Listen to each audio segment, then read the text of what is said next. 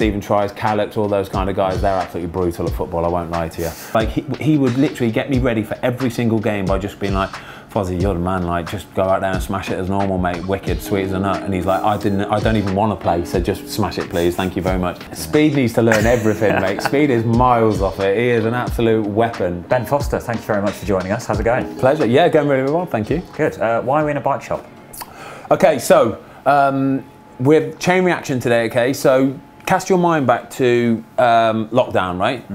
Were you one of these people that went and got yourself a bike and tried to do all that kind of stuff? I wasn't, but plenty of people I know Just were. say yes, all right? Just say yes, you was, right? Yes. Yeah, I was cycling yes, all you the were, time. of course you were. All the time. So yeah, so did most of the world as well, right? So what happened is everyone went out and got a bike and they were fixing bikes up and they were making all that kind of stuff.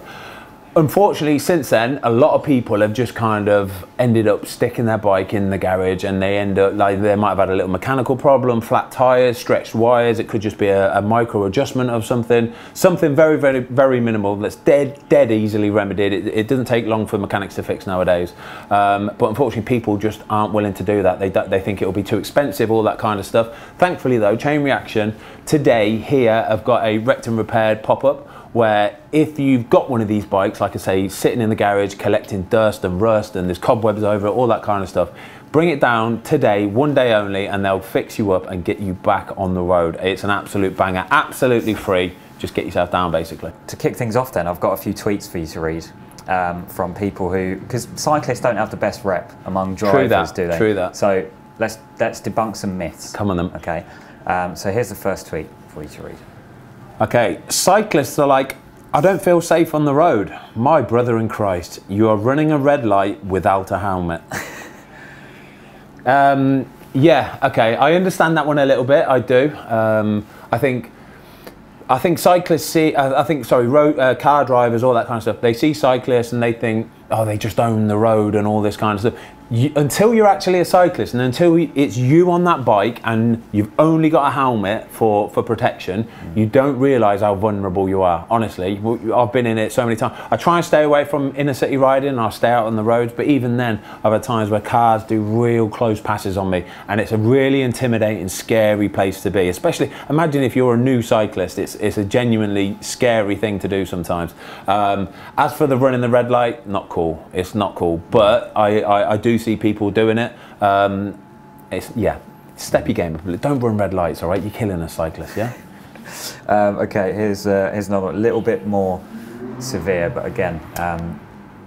Once I was driving and I saw a cyclist run a stop sign, so I think that I should be able to legally run over any cyclist I see on the road. Hyperbole, of course. Well, you'd hope so anyway. You'd hype it as hyperbole. Yeah, but you got, like, again though, with stuff like that, I think it's cool that people put it out and it's funny for a few seconds, but I think if you look a little bit deeper into it, that people just think it's a cyclist, and I think people need to get away from thinking they're just a cyclist. They're not. That's a human being. Do you know what I mean? That's literally a person. That's a dad, a brother, a sister. It could be anybody. Do you know what I mean? And I think, like I said before, until you're out on the bike and you've only got your helmet for protection, when you've got a massive car next to you or a van or a lorry, you don't realise how vulnerable you feel and how scary it can be at times. And for you, was it always a fitness thing, or is there like an environmental aspect to cycling as well? No, it was for me originally. It was a fitness aspect. So I've had a lot of injuries. I've done ACLs in my knee 3 times.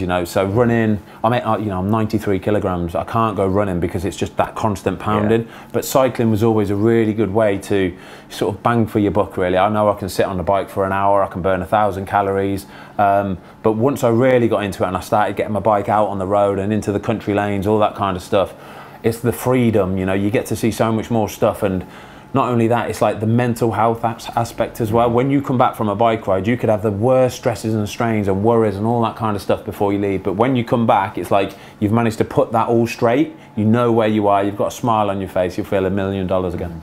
Am I right in saying that Watford weren't too happy about how much time and effort you were putting into that side of things? I'd say it's more the GoPro stuff. The cycling side of the content, they were more than happy for me to do, to be perfectly honest. Yeah, I'd say the problem, and even then at first, it wasn't really even a problem, you know. At first it was absolutely fine, and we were winning week in, week out, and it was a great story and all that kind of stuff. A lot more eyes on Watford as a football club, and they were fantastic about it. And then we go and get promoted into the Premier League, and you know, when you start losing a few games, that's when sort of focus changes a little bit, and it's, oh my God, we're losing every week and you're just making videos. And you know, people would see maybe like a 10-minute video on YouTube and think that I would be holding the camera for like all day, every day at training, when in reality it's quite literally, if it's a 10-minute video, that means I've probably got the camera in my hand for about 20 minutes for the entire week. So it's not like it's always on my mind or anything like that. Once I've done that, boom, crack on straight as normal. Not only that, you know, when I was doing it, I'm fairly well known as being quite a professional guy. Do you know what I mean? Not only on the training pitch, but on a pitch on a Saturday afternoon as well. As soon as that whistle goes on 3 PM, yeah, it's kind of blinkers on and you focus on your job in hand. So you've retired now. Yeah. What's the focus next? Are you tempted to play in these YouTube All-Star football matches? I'm sure either team at the Valley would have been very fortunate to have you in goal. Yeah, maybe. The goalkeeper, I saw some of the goalkeeping performance from Pieface and Cal the Dragon. Wasn't great, was it? I think I need to do some training with them next time. I think I need to get my hands on them and just get the basics sorted with them, all right?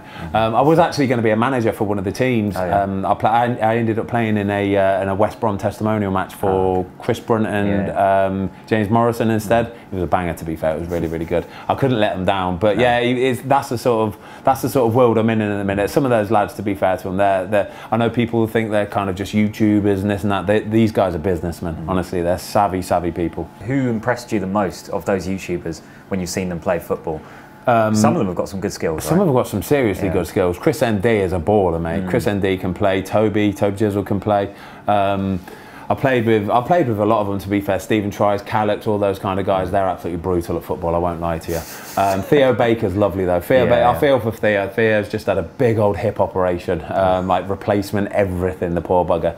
And he is a lovely player as well. But I say for me, probably Chris MD would be the best out of the bunch. And Speed needs to learn the offside rule. Speed needs to learn everything, mate. Speed is miles off it. He is an absolute weapon. But to be fair, you know what? Everybody said he's a good kid. You know, like we know Mark Goldbridge very well. We do the football film with him on a Monday afternoon, and he was obviously manager of him for that game. And he said he's got an awful lot of energy.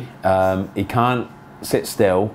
But he's a good kid. Yeah, can't follow the enthusiasm at all. Yeah, exactly. Going back to your footballing career now, what's the best piece of advice that you received as a young player? Some good advice I received as a young player. I remember when I was at Stoke City, actually, and this was before I kind of got the move to Manchester United, and I actually injured my knee. I did my cruciate, the very first time I did my cruciate, and I basically went away for a few months, did a load of weights, upper body weights, like leg weight, or everything like that, just built myself up to be a much stronger person. So much so that when I got back to playing football and my knee was fully healed, I felt just better at everything. I felt faster, quicker, stronger, everything. I could read everything. And Adi Akinbaye, do you remember him? Yeah, rings a bell. Adi Akinbaye, so Stoke City, kind of played for Reading, all those kind of big, strong striker. I remember him getting hold of me after training one day, and he basically, I was going to say, shoved a rocket up my ass. Now, I don't mean that literally. Like, he literally didn't do that. Adi, I know you wouldn't do that anyway, mate. But he kind of grabbed me and he was like, listen, Fozzie, mate, I genuinely think you've got a chance here, yeah? And I don't think, he basically said, I don't think you know what you can do, but I see it in training every day, so you're going to have to give this a proper go because you can genuinely do something. And I remember him saying it and thinking, okay, all right, maybe. And within days, I was banging on the manager's door saying I want to go out on loan, I want to play. And from that moment on, I went and got a loan move to Wrexham, and it was off the back of spending 3 months on loan at Wrexham that got me a move to Man United. And it was all because Adi Akinbaye said to me, no, you're going to have to proper knuckle down and take this seriously now, because I think you've got a bit. So I always remember that. Yeah, I'm sure. And when you were at United, do you think you got a fair crack? Yeah, the only problem was though that I had Edwin van der Sar there at the same time. Yeah. So to be fair, sometimes you have to look around, and when you see a guy like Edwin van der Sar next to you, you have to hold your hands up. You genuinely do. You have to hold your hands up. So maybe, well, not even maybe, it was probably a case of wrong place at the wrong time for me, because Edwin at that time, that was when Man United were in their pomp. They're winning everything. They're in the final of the Champions League, the FA Cup, the League Cup, Europa. They do everything. They are winning everything. And at that moment in time, Edwin van der Sar, I honestly think, was one of the best goalkeepers in the world, and certainly for Man United, I don't think any other goalkeeper in the world at that time could have done what Edwin did for Man United. Towards the end of his career as well. Phenomenal. Well, he signed when he was 35, ended up staying until he was 40, and even then he was just a Rolls Royce. Honestly, not even as a person, because he was a Rolls Royce as a person. Seriously, the loveliest man, and I learnt so much from him. But on the pitch, he was the most natural, effortless goalkeeper I've seen.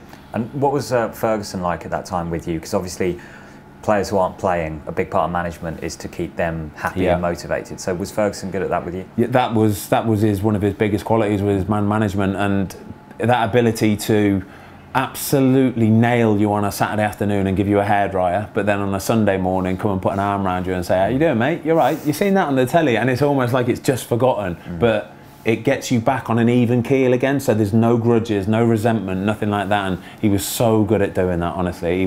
He learned about every single player, and not only what they were like, but his family, their family, where they are, where they're settled, what they're doing, are they going out for meals, all that kind of stuff. He knew everything, honestly. Slightly more light-hearted question now. Dream dinner party. Oh, you get 4 guests. I imagine Ferguson might be one of them. Yeah, I like this. I'm having Tiger in there, Tiger Woods. You play golf? I've started to really play. I'm retired now. I can play golf. That's the beauty of it, all right? Footballers play golf all the time anyway. No. I always used to play a little bit, but now I've really started picking it up a bit. I played at Wentworth a few weeks ago. I played at the JCB course up in Staffordshire. So Tiger Woods, definitely. I might go for Peter Schmeichel in there. Yeah. He's my big inspiration. My goalkeeping idol. Yeah, I think I'd get big Peter Schmeichel in there. Tell a few Man United stories in there. Like I say, he was my idol growing up as well. I was sort of like tried to base my game off him as a big, commanding, sort of shouty, no nonsense goalkeeper kind of thing. So that's where I got it from. And then final one. Wow, that's a really good one. Any musicians maybe? Or anyone outside? No, do you know who I'd have? I'd have Robbie Williams.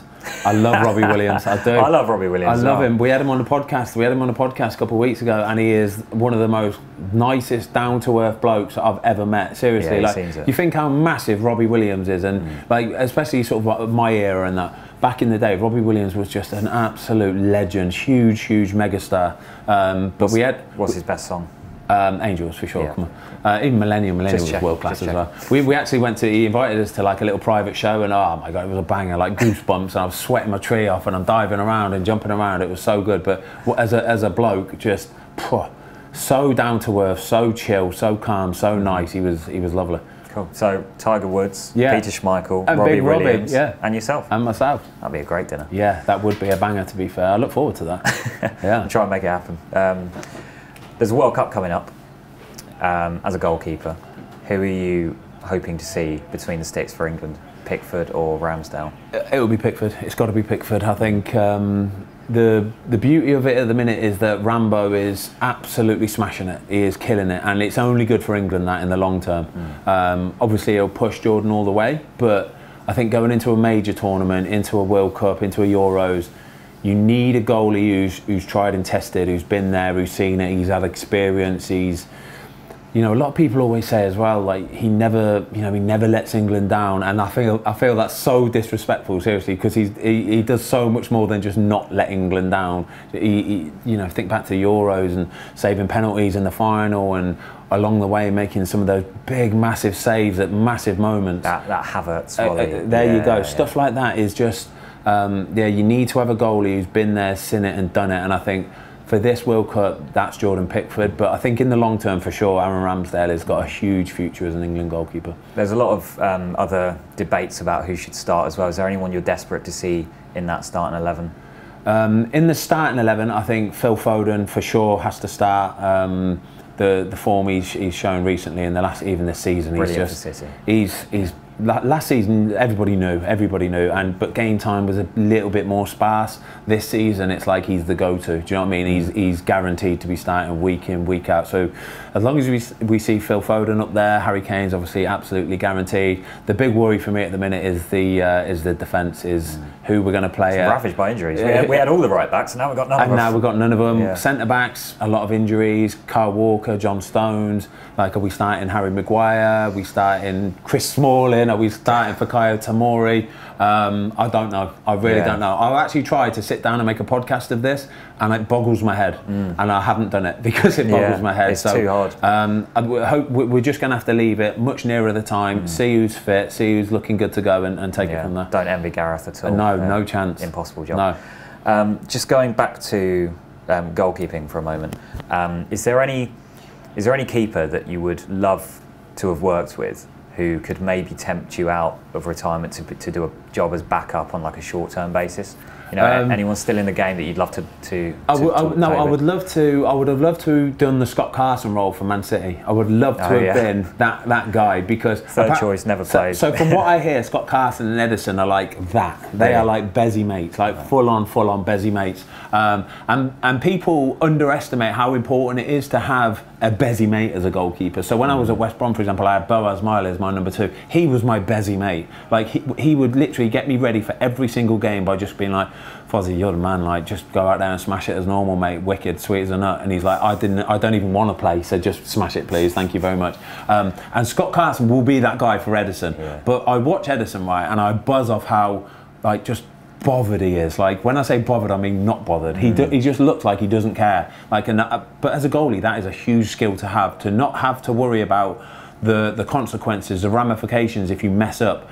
He knows he'll do whatever he does, and even if he does make a mistake, whatever. I've seen him Cruyff turn on the 6-yard line. I've seen him taking touches on the goal line when somebody's slide tackling him. Not phased at all. Not phased. It doesn't bother him. And I'd love to see behind the scenes of just how mad he is, because he looks like he's bonkers, but what a goalkeeper. Seriously, what a goalkeeper. And what a gig Scott Carson's got. What a gig. But mate, it's a role. It's a genuine role. Of course. So even the way it's that not he is, jolly, that's what I mean. Role, he works harder than Ederson, because he has to do all the extra training. Do you know what I mean? So he's like a cheerleader. He's motivation. He backs up Ederson. He does all the goalkeeper training. He has to do the extra shooting on a Saturday afternoon when everybody's gone in to get ready for the game. He does it every single day in training. He stays behind. He works harder than everybody else. It's not an easy gig, but there's a massive role for it, and Scott Carson is world class at it. And now he's going to have Erling Haaland smashing volleys at him for a whole month during the World Cup. Absolutely killing your confidence every single day, just nailing goals past you. But yeah, you got it. But he'll keep smiling, and I bet you he keeps giving it to the players, and he's making them work hard, keeping them on their toes.